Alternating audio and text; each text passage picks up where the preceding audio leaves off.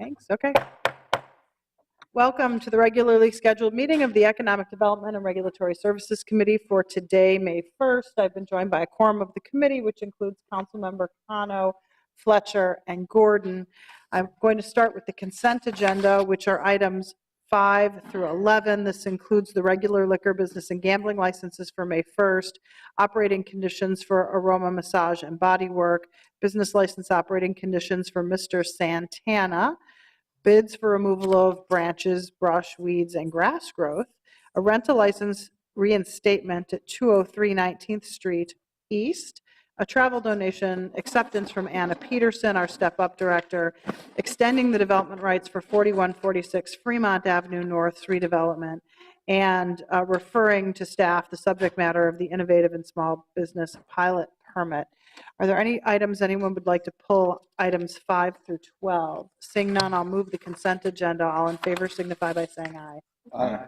Any opposed? Those items are approved. We'll then move on to our public hearing, starting with item number 1, which is the reappointment of the Director of Regulatory Services. Is someone from the mayor's office here to kick us off? Okay. Why don't we hold off on that then and see if they're going to come. I'm happy to say a bunch of nice things about Mr. Schuckman if need be, but I'm not sure what's happened in other committees. Well, why don't we move to item number 2 and then we'll come back to item number 1 with like right this minute? Okay, then we'll wait.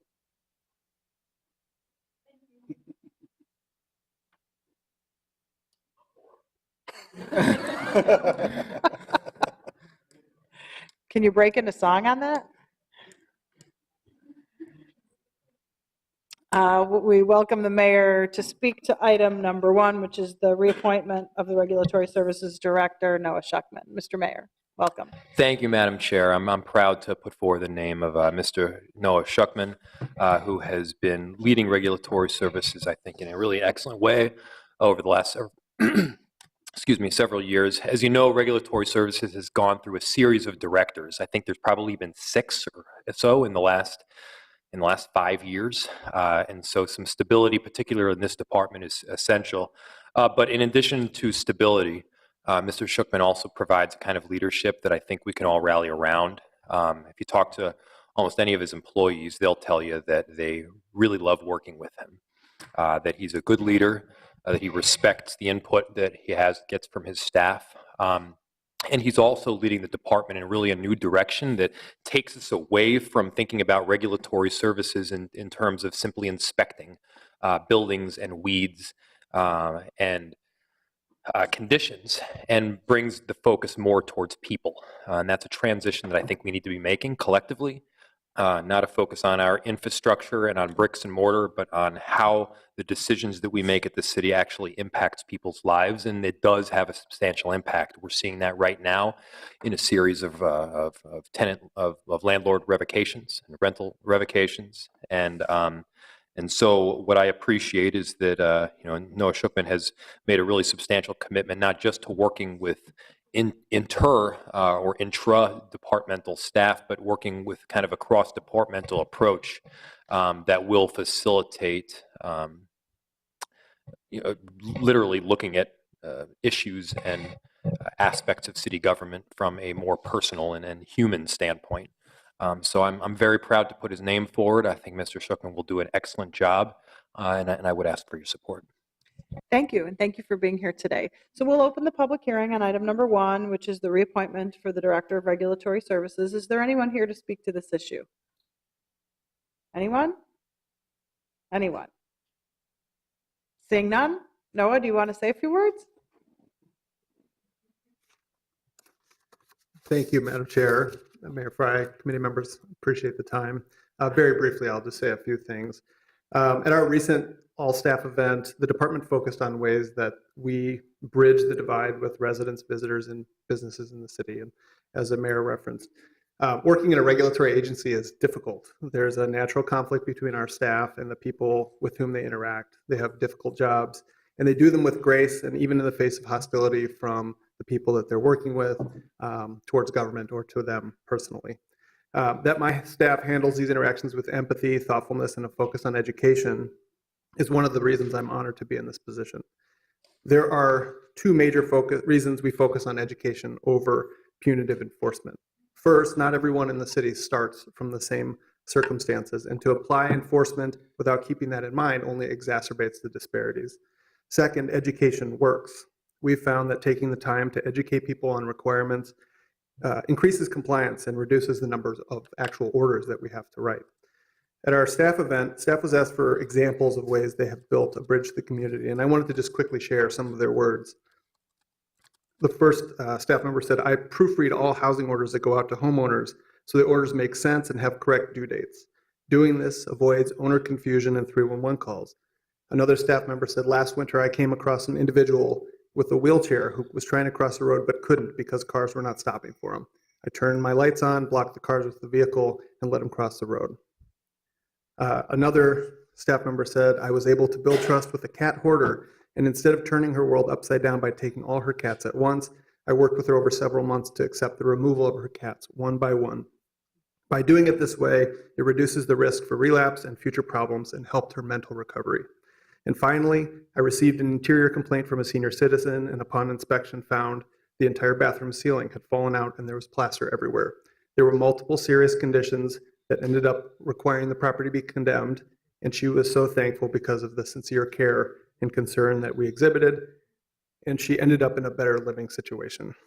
Over the past 2 years, Regulatory Services has worked to better connect with tenants day to day and through our Hearing Tenant Voices program, partner with police to address ongoing concerns about the conduct on premises ordinance, increase animal cruelty investigations, devote thousands of hours to preparing for traffic and events, and working during Super Bowl 52, among many other things.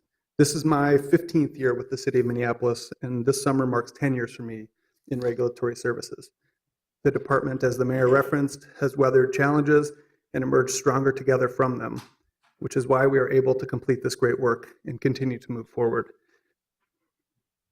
I am committed to continuing to increase the focus on tenants and their rights in partnership with our many stakeholders.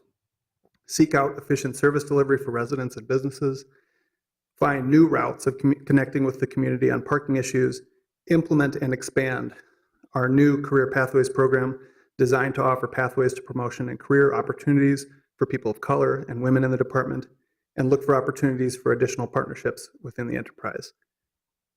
2 years ago, I stood before the council and talked about how it was an exciting time to be in Regulatory Services.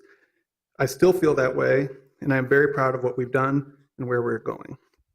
Finally, thank you again to the mayor and to you, and I want to thank my staff and the staff of the department for their exemplary work, and thank you to all of my colleagues in attendance. Thank you, and I'm very happy to stand for questions. Are there any questions for Noah? Councilmember Cunningham. Thank you, Madam Chair.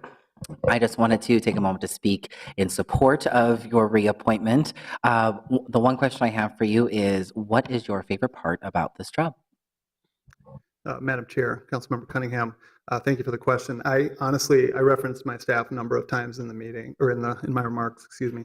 And I've never been an animal control officer or a traffic control agent or an inspector, and I'm really lucky to have expert staff who know their jobs and are really passionate about them. And so my favorite part of the job, honestly, is getting to learn from them and work with them to make sure that we're finding outcomes that are meeting the city's needs, but also trying our best to meet the needs of people that we're dealing with in the community. Further comments or questions? Just wanted to say thank you. Oh, sorry. Councilmember Cano. Thank you, Madam Chair. I just want to share a brief story that really made me, of course, I appreciate your work, but this one's particular time, a resident had reached out to me who was really scared that he was going to be threatened by his neighbor and possibly, pushed out of his current living situation because he was sharing a home with other non-related folks. And I didn't have the time to ask my aides to help me look into it, and I just reached out to Noah directly, and I said, Noah, there's this person who really thinks they're not going to be able to have a house, in 1 or 2 days. Can you please let me know if X, Y, and Z is true? It was a question about, our process of regulating how folks live. And Noah got back to me right away. I was able to get back to this resident within 6 to 8 hours, and I think that kind of service to our residents is really, really meaningful. And the big picture work is really meaningful too. The work we're doing on addressing the Steve Friends apartment buildings and all of the work around renters' rights that you have always been open to discussing with me is really important too. But I just want to say that personally, that just made a really big difference because somebody really felt like they needed an answer right away. And I didn't have time to kind of pass it down and find out who's the right staff to answer this question. So I just want to say thank you. I appreciate your attention to that, even though it was maybe a small ask. It was really important for that person that day. So thanks. Thank you. Councilmember Fletcher. Thank you, Chair Goodman. I want to speak in favor and just really acknowledge the important work that's happening. I think in our constituent service role on the council, we get caught very much in the same kind of between two competing voices that I'm sure are the ones that you're thinking the most about a lot of times. There's the person who really wants you to focus on education and focus on them, who finds themselves out of compliance with some sort of city regulation, and there's the next door neighbor who wants nothing more than for you to be as punitive as possible when they're really annoyed by a behavior. And in a lot of cases, I think we all have to wrestle with that tension as council members doing constituent service and figuring out sort of how to navigate the complicated social thing that is our city. And I think you guys are constantly caught in that tension, and appreciate your steadiness in that. Appreciate a clear analysis about us, a people-oriented department, and all the feedback that I've gotten is that even in the midst of some people obviously being frustrated about specific times that they're getting fines or getting whatever, I think the overwhelming feedback is that things are getting better, and I think people are appreciating the level of engagement that they're seeing. So I just want to really appreciate the work. I appreciate that when I asked you about equity and how these rules are being enforced citywide, you had answers off the top of your head, that's something you're clearly thinking about and are aware of in the way that you're doing the work. I think that's very important. So I am happy to vote yes today. Thank you for your work. Councilmember Ellison. I'm not going to repeat too much because I think that my colleagues have covered it. But I just want to say, as a new council member, we came right off the campaign, and we all had our campaign rhetoric still in focus. And I came into the city and was unlucky enough to be thrust right into one of our now infamous sort of revocation situations around the city. And day two, I feel like Mr. Schuckman, you were there to not sort of kind of brush off like, oh, this is a situation that we've been dealing with since before you got here, but you were very attentive, getting me up to speed, making sure that I was in the best position to advocate for Ward 5 and where a lot of these properties are.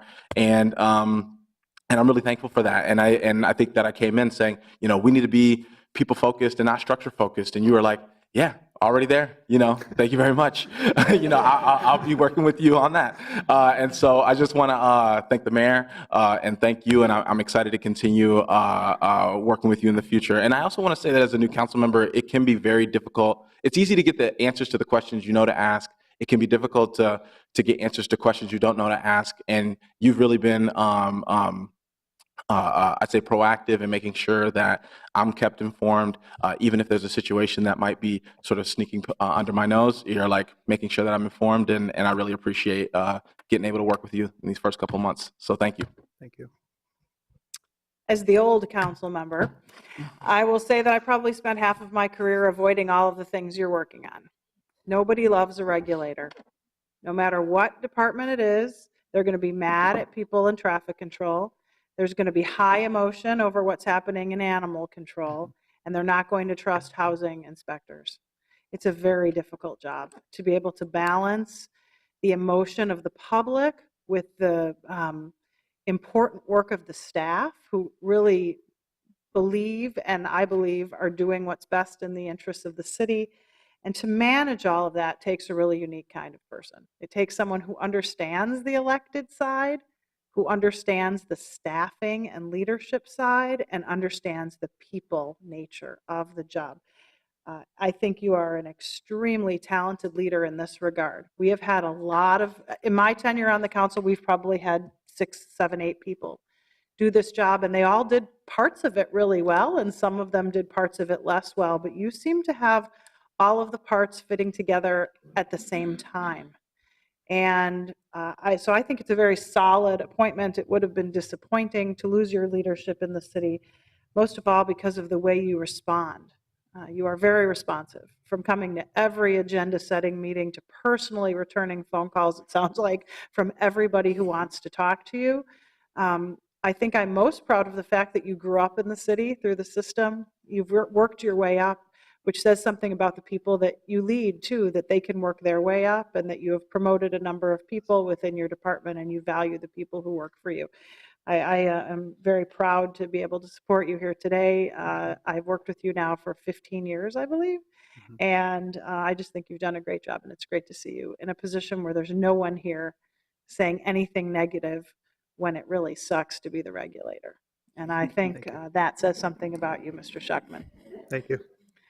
So I'm going to move approval of the mayor's recommendation of Noah Schuckman to be the Director of Regulatory Services. All in favor signify by saying aye. Aye. Any opposed? That is a unanimous approval. Thank you, Mayor. Thank you for being here today. We'll move on to item number 2, which is a license issue. Ms. Roberts, welcome. Thank you, Madam Chair. Yes, item number 2 is from applicant Venn Brewing Company, LLC. Their DBA are doing business as Venn Brewing Company. It's located at 3550, oh, no, I'm sorry. We can go with Venn and then we'll come back. Can we go with that one? Raising Cane, yes. So I'm like way into that stretch. All right, so we'll go with that one and I'll get it right the next time. So it is Venn Brewing that we'll do at 3550 East 46th Street, Suite 140. The current license that this business has is an on-sale liquor license, Sunday sales tap room, C1 with off-sale malt liquor growler. The application is for a permanent expansion of an outdoor area for seating for 50 on private property immediately adjacent to the property. Because this is an expansion, the business is required to have a public hearing. Notices were sent to residents and property owners within 300 feet of the premises. We've received 2 responses, 1 opposed related to parking. Mohammed Ishmael was the inspector that worked on the minimum qualifications for this application, and we're making a recommendation to approve it this time. Are there any questions for Ms. Roberts on item number 3? Seeing none, we'll open the public hearing on item number 3, which is a new license for Venn Brewing. Is there anyone here to speak to this issue? Please step forward, state your name and address for the record, tell us a little bit about what you're doing. Thank you, Madam Chair, and everyone here. I'm Connie Cisco. This is my husband, Kyle. We are the owners of Venn Brewing Company. It's a family-friendly tap room in South Minneapolis. We opened in December. It's gone really, really well. The local community has been receptive to this additional community space for people to come in and make new friends or come with current friends and family and get to know others over a local beer. We're very excited to consider opening the 50-person patio adjacent to our location, and we've had a lot of people asking about it with the weather turning nice, of course. So we respectfully seek your approval. Thank you for being here today, and thank you for doing such good work. Thank you. Is there anyone else here to speak to this issue? Anyone? Anyone? Seeing none, I'll close the public hearing. Councilmember Fletcher. I'll move approval. And I'll note this is an approval of an expansion of premise, not a new license. All in favor signify by saying aye. Aye. Any opposed? That item is approved. And Ms. Roberts, can we seek an early signing from the mayor so that they can get out there on this? Yes, indeed. Okay, so we'll go ahead and seek an early signing for you. Thank you for your good work.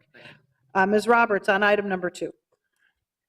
So item number 2 is Raising Cane's Chicken Fingers, DBA. The applicant's name is RCV LLC. It's located at 302 15th Avenue Southeast in Minneapolis, and it is a restaurant license. They're pursuing an application to extend their office or their business hours until 2 a.m. and 3 a.m. on Saturday and Friday through Saturday. Because this is an expansion of their hours, there's a public hearing that is required. The public hearing notices were sent to 300 or within 300 feet of the premises to residents and property owners. We've received 0 responses. In the application review, it's worth noting that the business has agreed to a security plan that includes hiring off-duty officers and security officers during the extended hours. The application has been reviewed for minimum qualifications, and Dan Jacobs is making a recommendation to approve at this time. Are there any questions for Ms. Roberts on item number 2? Seeing none, we'll open the public hearing on item number 2, which is a new license for Raising Cane's Chicken Fingers. Is there anyone here to speak to this issue? Thank you for being here. Please step forward, state your name and address for the record. Hello, my name is Kent Cramp. It's 1601 Pulaski Avenue, Buffalo, Minnesota is my home address. Our business is 302 15th Avenue Southeast. This is Corey Blaschko, our general manager. We've operated the Raising Cane's in the Stadium Village neighborhood for 10 years on campus. We've loved it. We've grown it from seeing a couple hundred guests on a busy day. Now our busy days are up around 2,000 guests. So it's truly been very special for us to grow. We expanded 2 weeks ago. We opened our first location in Dinkytown. So they're a mile away from one another. That Dinkytown crowd is definitely a different crowd. So the focus on that late night hours is a whole nother day part. If you've been in Dinkytown around 2 a.m., 3 a.m., it's vibrant. There's a whole active community out there doing stuff, eating at restaurants. And so part of us being there for our community is we want to serve them, the best we can. I know we talked as security. Security is a huge thing for us. We've hired private security on all the weekdays, and then on weekend we have off-duty police officers. They'll be there all the way through the end of our closing hours and even until our staff leaves, just to ensure that everybody's safe. Any questions you guys have for us? Are there any questions? Seeing none, thank you for being here today. Thank you. Thanks for doing some good work in the city. Is there anyone else here to speak to this issue? Anyone? Anyone? Seeing none, we'll close the public hearing. Councilmember Gordon. Thank you very much. I really appreciate you guys being here. I had an opportunity actually to see the new store, also know the old store. Both of them are in the second ward. The hours seem extremely late, but it makes sense in this location right on the edge of campus, not deep in any kind of residential area. I really appreciate that you're doing extra security to make sure that it works out, and I suspect you're going to do a thriving business, and actually having something open that people can go to and get a meal at that time of night makes sense, and it actually may enhance the safety and general security of the area. So I'm going to move this forward for approval. On Councilmember Gordon's motion to approve, further comments or questions? Seeing none, all in favor signify by saying aye. Aye.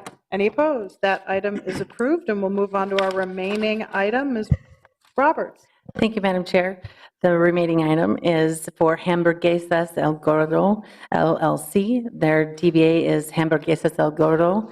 It's located at 4157 Cedar Avenue South. The current license they have is a restaurant, and they're upgrading to wine and beer with strong beer Class D license for entertainment and a sidewalk cafe at that location. There are 50 seats interior of this business, and the exterior will have 19 seats. The hours of operation of the business is 7 a.m. to 1 a.m. indoors, and outdoors from 11 a.m. to 10 p.m. on weekly. This is a restaurant that's been operating in compliance, and we did do our minimum review and qualifications and their safety plan and noise management plan, and Inspector Ishmael was making a recommendation to approve pending the public hearing. Public hearing notices were sent to businesses and residents within 600 feet of the premises. We received 4 responses. There was 1 response that was opposed regarding parking. I'm available if there are any additional questions on this. Are there any questions for Ms. Roberts? Seeing none, we'll open the public hearing on item number 4. Is there anyone here to speak to this issue? Thank you for being here. Please state your name and address for the record. Hi, my name is Claudia Gutierrez and my husband Gerardo Gutierrez. We opened early in January. We've been there for about 5 months, but we've been doing really, really well. And we have requests from our regular customers just to provide better service, and they're requesting beer. and a patio for the outside. So we're here respectfully asking for your approval. Thank you for being here today. Thank you for providing such a great service. Is there anyone else here to speak to this issue? Okay, why don't you guys sit down, and we're going to let there's a few other people who would like to speak. Thank you. Ma'am, welcome, and please state your name and address for the record. I'm Ruth Weisberg, and we own the property at 41st and 42nd and Cedar. We've owned that property for 70 years in the city of Minneapolis. We love the area. It's doing marvelously well. The neighborhood's very loyal. They love that facility. And most people walk to their restaurant. When they come in groups, in cars, and there's plenty of parking on streets on both sides of 42nd as well as on Cedar. So I just thought if anyone reads the journals, they got some very, very favorable journal articles as well as lots of articles on Facebook and emails. Thank you. Thank you for being here today. Is there anyone else here to speak? Sir, you had raised your hand. Feel free to come up and please state your name and address for the record. My name is Brett Hagee. I reside on 42nd Street off the corner of Cedar. That residence has no off-street parking, neither do either on either side nor across the street. There is an alley driveway available for the one that is off the alley next to this commercial building. I've been an owner resident in the city in this building since 1977. I met Mayor Stenvig, was my first meeting with the mayors, and met with every mayor since except for the last, who didn't have time for me, and the current we haven't had schedule yet. So what I would like to state is that there's already a parking problem. There's been a parking problem before I bought the home there in 1977. It was a drugstore. There was a bakery. The bakery is where the kitchen is now.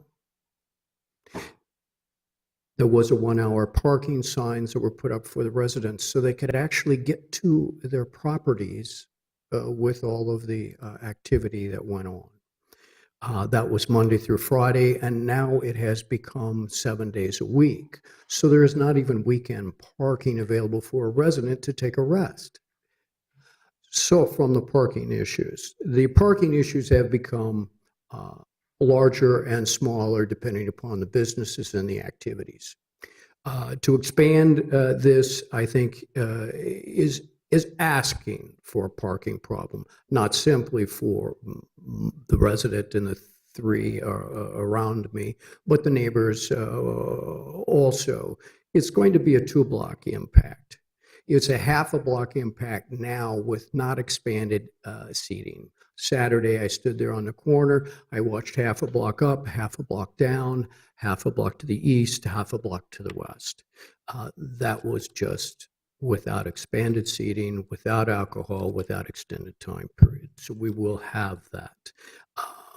There was an issue for the Cedar Inn, was required to have 15 parking spaces to have their outdoor seating.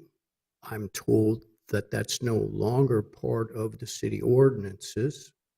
And so now we will have that impact without having that parking issue. So I'm opposed to the expanded seating area because of that additional impact.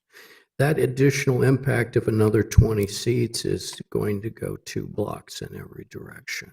There's already a parking problem, already an issue with conflict and competition for parking with the current businesses there. We even have the business across the street that is shut down from its restaurant, and that's on the opposite side. But everybody wants to park close to where they're going to eat, so it's on the same side of the block where I am. There's 8 corner sides of that intersection of Cedar and 42nd. 4 of them are all bus stops. 1 of them is no parking so that the buses can turn the corner. Now that leaves 3 corners left, and they're on the opposite side of the street. So there isn't any impact of parking that's not going to be major in the neighborhood with an expansion. The services that are going to be necessary is going to be another problem. Just with the Cedar Inn in itself, there's the 1 a.m. to 2 a.m. noises all night long until they're done yahooing in the front. The motorcycles starting up, the motorcycles going. So it is a residential area with a corner of commercial. Nobody seems to stay. Cedar is the only one that has stayed. All the other businesses go. The neighbors stay. The residents stay. The neighborhood stays. But the businesses come and go. I don't see a long-term impact positively about expanding the seating and negatively affecting the neighborhood. And you will have more services. You will have the calls of the parking. You will have those issues that will come. And you will have to deal with that. And that will go 2 blocks in each direction because of it. I think that they're probably a wonderful people. I've met the owner. I've seen the business. The corner is cleaner than it's ever been in the last 12 years. I can't say anything negative about that. It's just not the place for the expansion for all of this without dedicated parking. And there isn't. Alcohol makes it a bigger issue. Sir, I'm going to have to ask you to wrap up. Thank you. The trash with the barrel bottles and that all up and down 42nd and Cedar that occur already. Thank you. Thank you. Is there anyone else here to speak to this issue? Nope, we're not going to have a rebuttal. Is there anyone else here to speak to this issue? Anyone? Anyone?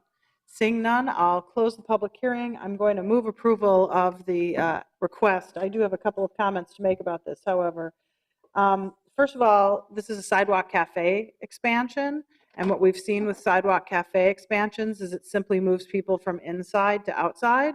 So it doesn't necessarily mean there will be 20 more people. It will just mean those 20 people will be sitting outside instead of inside. And so I don't think the impact will be as great. And in fact, we have some empirical evidence of that in the work we've done with the Metropolitan Council on stormwater management and SAC credits, where we have successfully argued to the Metropolitan Council that sidewalk cafes simply displace residents from inside to outside. With regard to other parking issues in the area, I would encourage the young man who spoke to touch base with your council member, Andrew Johnson. He potentially would have some solutions with regard to how you can handle the parking in the area. But I don't see any legitimate reason to deny adding 20 sidewalk cafe seats, which amounts to basically 5 tables, and or not serving beer and wine as a result of it. So on the chair's motion to approve, all in favor signify by saying aye. Aye. Any opposed? That item is approved. We'll then go on to our discussion item, which is item number 13. This is the City of Minneapolis Pathways presentation. I will note this was requested by a number of my colleagues, and staff were delighted to be invited to come and speak today. I'm hoping that you can do this in 26 minutes, which is 4 times as long as anyone else gets to speak in this committee. So just to be fair, I won't count that against you, Mr. Brenda.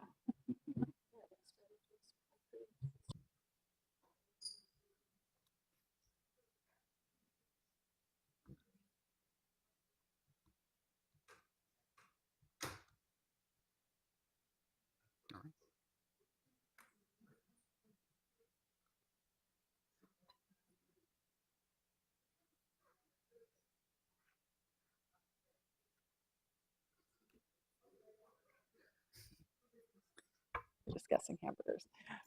Good afternoon, Committee Chair Goodman, council members. Thank you. My name is Mark Brenda. I'm the Manager of Workforce Development for the City of Minneapolis.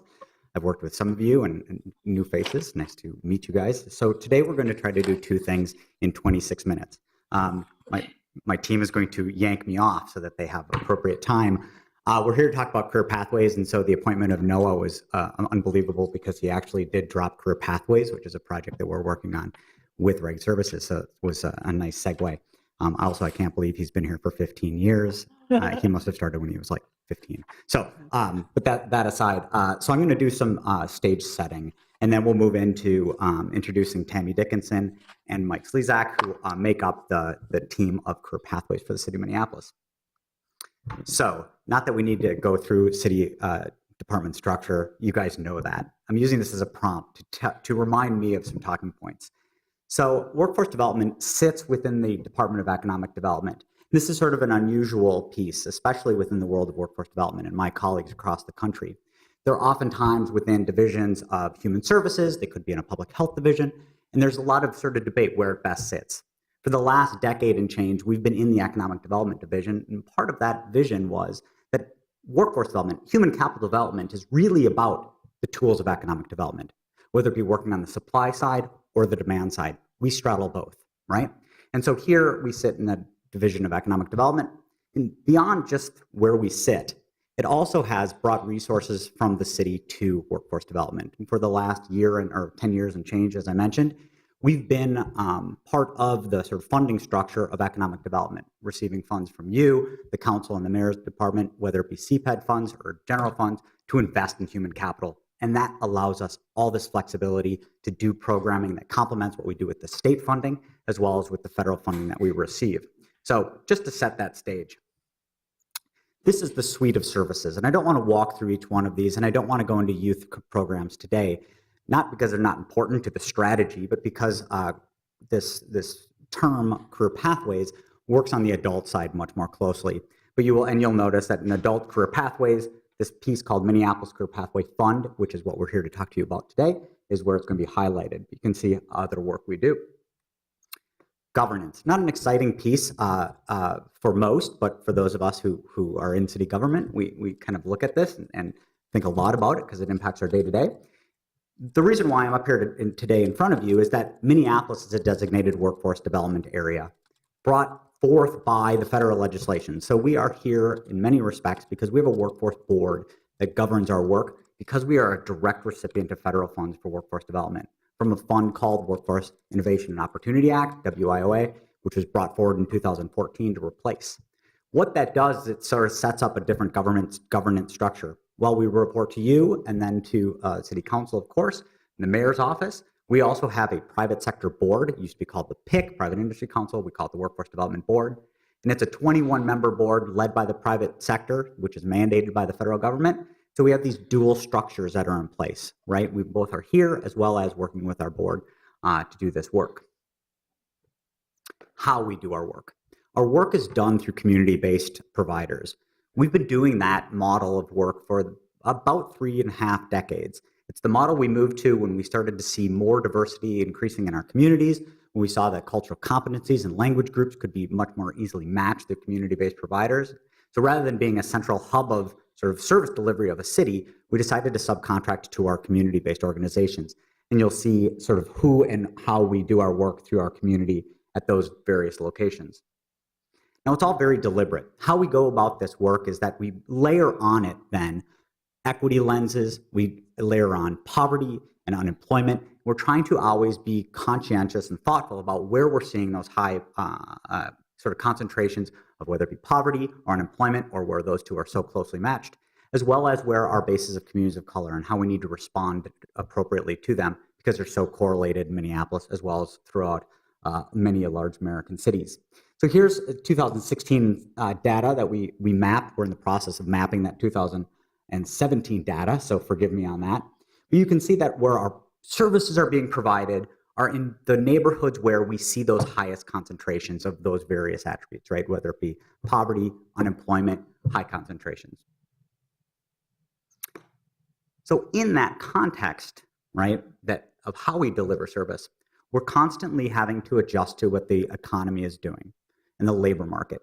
And so workforce development is constantly having to innovate and then change depending on what the economy is doing. And I can say over my time in workforce development, we've had to change strategies a number of different times to adjust to what's happening in the labor force and the labor market. And so here, what's new in Minneapolis and I think nationwide is that this is the lowest unemployment rate we've seen for a decade and a half. At 2.9%, what we're running into, and I'll give you just some stats on it, about 240,000 in the labor force, about 233,000 working with an unemployment rate of about 7,000. That's this very concrete number. However, I do like to say that we can layer in other data. There's a lot of people who are marginally employed, underemployed, those who are part-time by force. And so we know full well that despite this low unemployment rate, we have high unemployment in neighborhoods that need to have sort of solutions sort of swell up from the bottom or brought in through community-based partners or thought through as new strategies. So here you see those. On the demand side, what we're seeing for the first time in my time in workforce development is that we're in a real labor shortage. We're starting to see the front end of that. And if you can see that graph, for the time in which the map from Minnesota, or excuse me, the graph was made for Minnesota back to 2001, we've never had job seekers, or we've never seen jobs outnumber job seekers. And about 3-4 quarters ago, that switched. And state demographers and state economists now see that as the projected future. And so it means we come to the table under a totally different circumstance. We have buy-in from businesses that are no longer looking for 1 or 2 mechanics or 1 or 2 welders.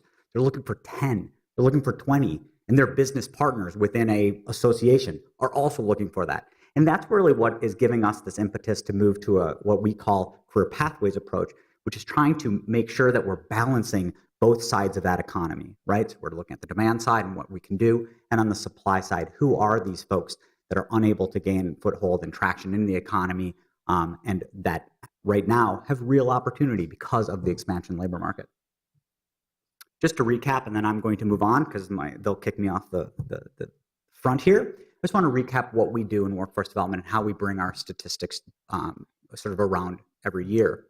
So last year, we looked at about 4,300 people came through Minneapolis Employment and Training programs. This is both youth and adults. And we know this number is low. Why? Because our money is brought into programming that is also leveraging through these community-based organizations, leveraging in foundation funds, other state grants, and other federal grants. And so what we have is a much larger ecosystem in which we're really counting on that, or we count that 4,300. About that, we saw about 2,900 youth and adults connected to employment. So we have a gap. Oftentimes that gap is folks who have been brought into, say, training, maybe in the summer, maybe in the fall, and are still in training. So it's not, we will never match one-to-one entry and exit, but what we do is we try to make sure that as people carry into the next year, they of course come through. Of that 1,100 adults that gained employment last year, 730 industry recognized credentials were earned. It's a really important statistic for us because we know that industry is really asking us to produce graduates of programs that can do the jobs, right? It's not just about a number, it's also about a skills match, right? We saw about $5.8 million in increased earnings via the program success. About 1,788 youth came through earning about $3 million in wages, about 1.7 from the private sector in our Step Up program. We saw about 75% of participants were from communities of color, and about 53% female and male. And we do this on about a $9 million budget. And it's split pretty evenly between youth and adult.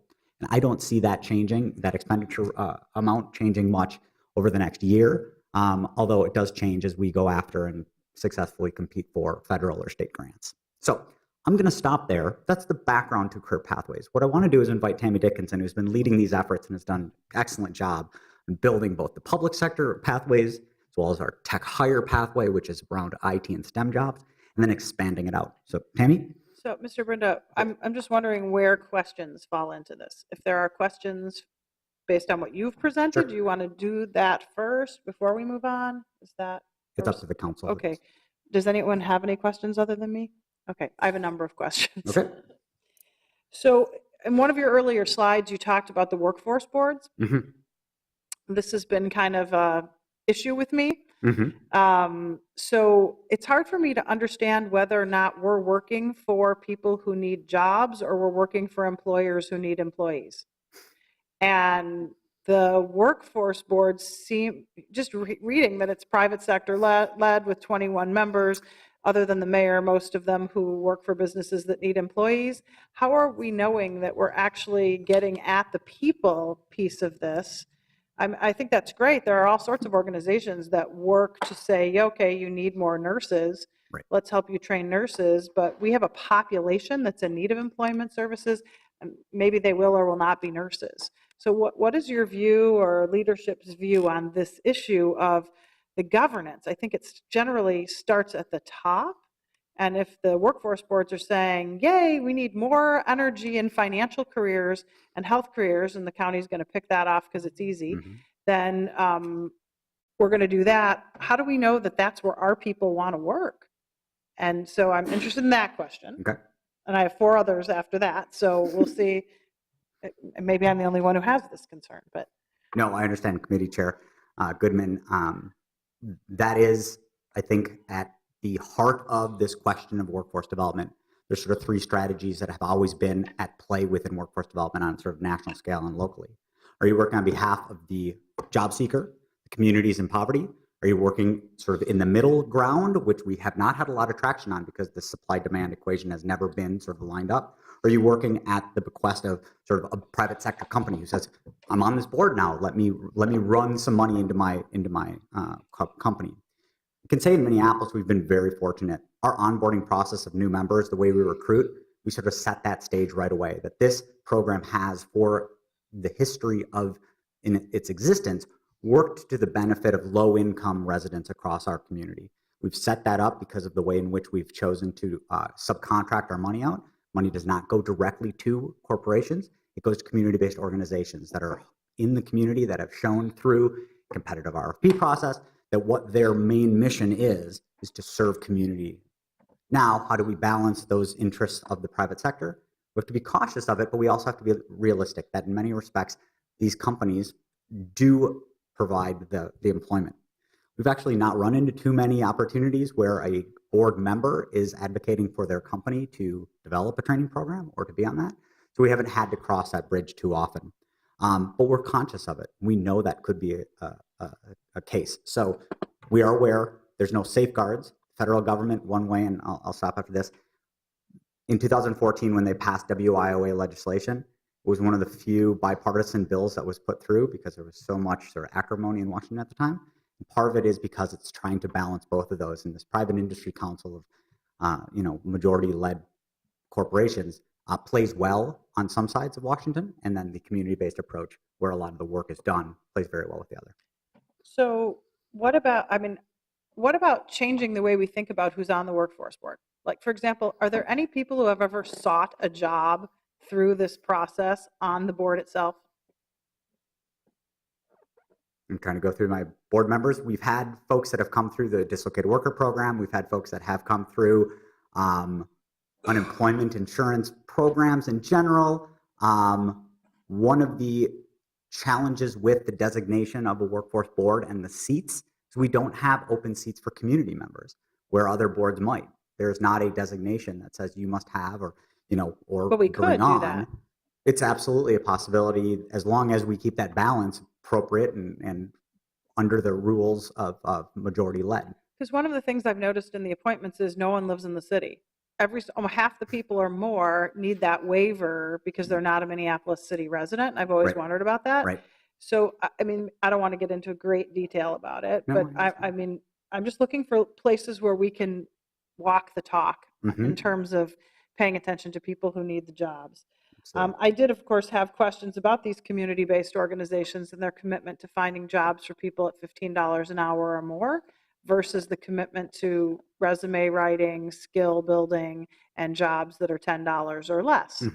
How are we reviewing this to ensure that the community-based organizations are not just getting the money because they're powerful community-based organizations, but because they're actually focused on jobs that pay what we believe to be a living wage in the city? We've been moving, Committee Chair Goodman and council members, the way in which we've operated our programs for a number of years is to put out in contracts expectations and requirements where participants would land after training, making sure that investments line up to demand, using labor market information to say, we are looking for pathways to prosperity. We're looking for ways in which economic footholds can be achieved and that things can be stackable. Credentials can be earned beyond the one you've just earned, right? So that folks can find a way up that ladder. We are not interested in finding the lowest sort of barrier to entry and starting point for work, right? $9.50, $10 an hour. We want to move that. Now, there are some real challenges within that philosophy. Not everyone is ready at the moment they walk into one of our community-based organizations to jump at an opportunity for 6 weeks, 6 months, 9 months of training. And so there are we can call them on-ramp programs, where folks are coming in and learning the skills of work and the skills that need to be there. So if they want to re-engage at any later point in the process, they have that access point too, whether it be a short-term training or a medium training. We don't do a lot with multi-year training, but that 6-month, 9-month training. So that door never shuts. We want to make sure that an on-ramp is followed up by the next successive sort of opportunities. And so we do track that, and we require our community partners to continually offer these services through our contracts, but also through the model we have out there, which is about leveraging resources from a number of different spots. Okay, I'll let someone else talk. I hate to. I would have 80 questions. Councilmember Gordon. Thanks, and I don't want to use up all your time with questions, and this is kind of a side question. I noticed there was a graph there about unemployment in the state of Minnesota, and it looked like there was a racial disparity there. I'm not sure if the 2.9 is where looks like it kind of matches up with the white with the, and then the black is closer to 6. Do you know if that's the same for Minneapolis specifically? Yeah, Councilmember Gordon, I selected this because on a month-to-month basis, we're able to track statewide averages for unemployment by race, as well as by age, as well as by a number of different statistics. Minneapolis doesn't differ very much. Those gaps persist, whether it be statewide, metro-wide, or citywide. We know that communities of color, and specifically those in African-American communities, we know in neighborhoods specifically such as Cedar Riverside, where we see sometimes double or triple the rate of unemployment of sort of the average or of white populations. So we do track this as best we can. Some of it is historic data. This is a statewide, just because it's more contemporary and more modern. But we know these exist. And even when we drill down within specific population types and look at Asian Americans that are doing extraordinarily well, whether it be in poverty rates or unemployment, until you drill down to specific sort of races and ethnicities or ethnicities within Asian category, and we find Hmong communities not keeping up with some of the other parts of the Asian community, and that sometimes gets masked by those macro level numbers. So what we do is, at best, we drill down to try to find where these opportunities present themselves, where community is feeling left behind or left out, and then trying to make sure those interventions are there, whether it be in Cedar Riverside, North Minneapolis, or South Minneapolis. So you think we're roughly the same as the state? It does look Yes. like the disparity closed up quite a bit since where it was in 2015. I'm not quite sure why it was spiking like it was there. So maybe we're making some progress, but thank you. Okay, so maybe we're ready. Oh, I'm sorry, Councilmember Fletcher. Thank you, Chair Goodman. I guess I'm looking at the number of job vacancies statistic, and I guess I'm always curious about that, and I think I'm kind of restating Chair Goodman's question in a little different way. But I guess sometimes when employers say they have a vacancy they can't fill, they really have that, right?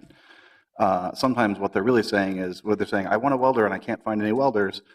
Sometimes what they really mean is, I want a welder and I can't find any that will work for $12 an hour. And if they would just raise their wages a little bit, there would be plenty of people with the skill set. And so I guess the question for me, I think the tension in this work and why the governance is important in assessing where the needs are is, how are we? I have seen instances where some of the nonprofits that the city works with will, in the name of getting people access to jobs, undercut union workers in the same industry, undercut other workers in the profession, and in a way that, frankly, we should be trying to get everybody access to good living wages. Right. And so I guess I'm wondering how we manage that tension as we're thinking about workforce development. How do we make sure that we're not actually helping one group of workers undercut the market and get paid less than they deserve for the work that we're getting them into? Committee Chair Goodman and Councilmember Fletcher, that is really at the heart of what we're trying to do with Career Pathways, which is this intentional engagement with the private sector. Because what we've seen is that in many respects, some of the labor shortage issues can be worked through with companies as we look and help them look at their hiring practices. That what they've done is they've been expecting too much for too low pay, or they've been using artificial barriers to screen out candidates that could completely do the job, or not giving a trained worker coming out of a certain neighborhood that opportunity. And so part of the work we do, because now with career pathways and because of this chart that you are alluding to, gives us that leverage. They're in. They need support to make themselves profitable and continue their growth. At the same time, we get to come in from with our lens of workforce development and say, all right, let's work together. But there are going to be things that may change. You need to look at your HR practices. We're doing it in the public sector as well as we do our career pathways. What are those basic qualifications, and can we move those? And what are those wages?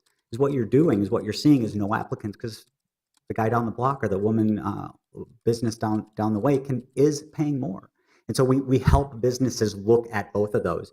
And when they don't want to participate in that sort of dialogue, oftentimes those relationships do fall off. But many companies, especially within the last year, have been jumping at the opportunity to get technical assistance around that. Because while we think of the targets and we think of some of the large healthcare organizations who have deep HR pools of talent, many of our employers that we work with are small and medium and don't have teams of HR professionals thinking about the latest cutting edge. And so we can help provide technical assistance in that way. And so that would be how I'd get at sort of what you're alluding to, because it's a growing issue. Okay. Councilmember Cunningham. Thank you, Madam Chair. First, I have experience working with you and your team, so I'm really grateful for all the work that you all do. I wanted to, if you go back to the slide 6, just to talk real quick. So there are a couple things. When I hear folks talk about the labor shortage, and then that versus what I hear in my community is just really hard to reconcile. Because when people ask, when I can go around and ask anybody really, what do you think will increase safety in the neighborhood? People will say, if folks had a job, like that's pretty typical what folks will say. And so just wanting to, name that, I know that a lot of the work that you all do really help to bridge that gap, but I just feel like it's necessary to always name that, yes, we see that labor shortage, but it's definitely not felt as such on the north side. And why I wanted to go back to this was to just name a little bit of an accessibility gap issue for the 4th Ward. We don't have service providers, so that's we have one, Pillsbury United Community, so that's a part of the reason. But we have quite a large representation of folks that participate, and so thank you all for what you do on the north side, and just want to see if we can build some power and figure out how we can make things more accessible to folks on the northern end of North Minneapolis. So thank you. Okay. Do you want me to, can I respond really briefly to? Well, the whole thing has to be over in 2 minutes. I know. If you want to use your time that way, go ahead. So I Committee Chair Goodman and Council Member Cunningham, I've been very hesitant over my career, especially the last few years, to use the term labor shortage, because I do believe that there's many untapped individuals and with people with talent who are either underemployed or unemployed and are seeking that. And oftentimes they're in the discouraged worker category and they don't even factor into the unemployment rate. And so I've been really hesitant. I do use it now because our business community is using it forcefully. And so what it does is it allows me to have that demand side conversation with them and sort of start that, as well as then look back to the supply side and say, okay, so what are we doing differently to engage those individuals who can become really productive in work, gain that foothold in full-time employment or whatever they're looking to do. Okay, go ahead. Yeah. So I was going to talk a little bit about career pathways and the approach. Oh, I'm sorry, Chair Goodman and council members. But the reality is what we're here to talk about today is the Minneapolis Pathways and this fund and how this might look and work. And so I'm absolutely willing to put Mike on the hot seat and have him introduce that versus spending time telling you about career pathways that you probably already know about. That said, I'm happy to have a conversation with any or all of you to share more about the work in career pathways at any time you'd like. So thank you.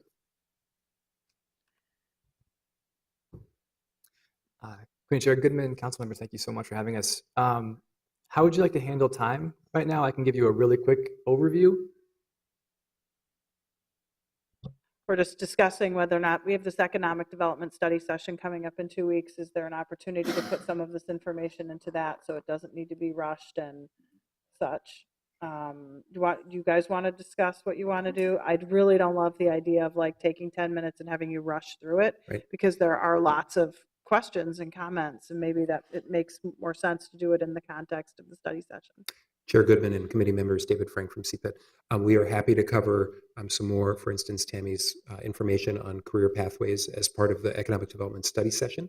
We do have a vote before you today, I believe, or something for you to acknowledge that you've seen, which is our pathways, adult career pathways RFP that we're eager to put out. So perhaps a focus on that, and then we can do the broader look during the study session if that works. Is that okay with members of the committee? I know you are, but I'm not. So, we scheduled it for a very specific period of time. So, and I think it's great. People want to talk about it, but then it should be broken up into a couple of sessions. So if you, or I can just take off and you guys can finish. That's okay with me. So, but we do have an action to take, so we should hear about that. Because this is an action that Mr. Frank needs taken today, correct? Yeah. Okay. Well, it involves $1 million, so I would guess people want to know about it. Thank you. So I will very quickly kind of review this and try and keep it as short as possible. This fund is designed to build on the work that has been done, led by Tammy and the other folks at Employment and Training, to create opportunities for job seekers. And this is a really innovative, exciting fund. It's repurposing approximately $1 million to support the development of career pathways and invest in communities and businesses. A couple of the highlights, as Mark was talking about a lot of the challenges of finding good employers and finding good opportunities, this fund really gives us flexibility to work with directly with communities and employers to identify those opportunities and provide technical assistance so that we can essentially help to make sure that those opportunities are the best ones that our job seekers can have. And I think I'll say really quickly, when we were looking at sort of designing the programs, we do have a very robust series of guidelines that we use to evaluate programs. It's based on the career pathways information from the state and federal level.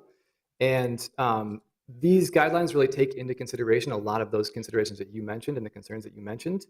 It's something that we're very conscious about as we're looking at programs and we're looking at opportunities to evaluate along a series of different guidelines, which I wasn't planning on going into anyway, and I definitely won't now. This fund is just basically a little bit about an overview that has some of the technical information that we'll be distributing to partners. Again, basically it's a quarterly application cycle, really looking at finding innovative opportunities that we can scale at a regional level. So I think Committee Chair Goodman, council members, I'll try and wrap it up there. Can you talk a little bit about what the $1 million used to fund and what you're doing differently? Because there isn't a budget increase here. This is a reallocation of funds. Thank you, Committee Chair Goodman and council members. For the last, since 2004, CPED has, through its budgeting process, made available about $1 million in what used to be called Close the Gap. It's been repurposed during the recession to a program we called Renew, which was about renewable energies and as well as sort of green construction manufacturing techniques. As we came out of the recession, that changed, the program changed to something called Train to Career, which was much more about finding individuals who are sort of looking for training. This, again, is, as I mentioned, we're always constantly trying to adjust to the economy. Now we're using principles of career pathways, which Mike had sort of pointed out, and that is then the next adaptation of how these funds have been used in workforce development over the last, say, decade. And this is sort of that, again, latest thinking on how to connect job seekers with the demand side of the economy. Can you talk about what pathways we're talking about kind of owning versus what the county is doing? I'm just trying to tease some information. I know the answer to this question, so. Goodman, that's great. We've had a number of pathways that have already been up and running that we focus on. One is our public sector work. We do that in partnership with our the county as well as with St. Paul, well as with Ramsey County and the state of Minnesota. So that will continue to be a focus. However, we also want to be looking at the non-public service. We've been doing a lot of great work in IT and STEM careers. We're also looking at manufacturing as a focus. Mike Slezak has a manufacturing background. Could include the automotive sector, which we have a lot of small and medium-sized businesses that have been interested to engage in this work. We also do work in healthcare in partnership on the metro-wide scale, as well as professional services on a metro scale. So our work is done both within the city boundaries as well as in partnership with many of our partners throughout the metro. And I didn't leave out construction trades broadly, working with the labor unions as well as construction training programs. We also see career pathways as a nice parallel to apprenticeship programs, which we think highly of, that we don't have, they're not as robust in Minnesota as in other states. And we see this as an option for a lot of businesses and trades to get into that space that aren't there now, especially in things like IT, which is thinking about how they could do apprenticeship. Career pathways mirrors that without the same guidelines around apprenticeship. Councilmember Cano. Thank you, Madam Chair. So one thing that I wanted to mention was that I was invited to attend a conversation that was convened by Sandy Vargas and Bill Blazer a few weeks ago to review a study that the Chicago Council had done on precisely this topic, the labor shortages and the impact, or I guess the interface with immigration policies.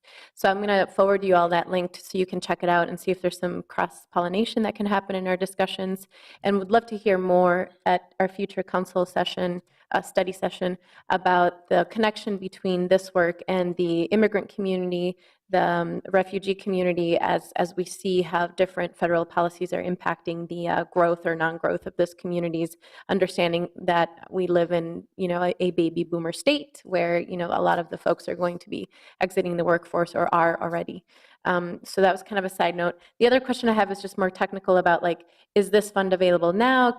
Who do people send the LOI to? Who's the contact? Is there a link? Is this something we can put on our newsletter now? And then what's the kind of business that's, can access this kind of program? Are you talking about the corner shop on Lake and Bloomington that's trying to hire more bike mechanics, or are you talking about the Smith Foundry? I'm just trying to get a sense of the type of profile of business we're trying to hit with this reach.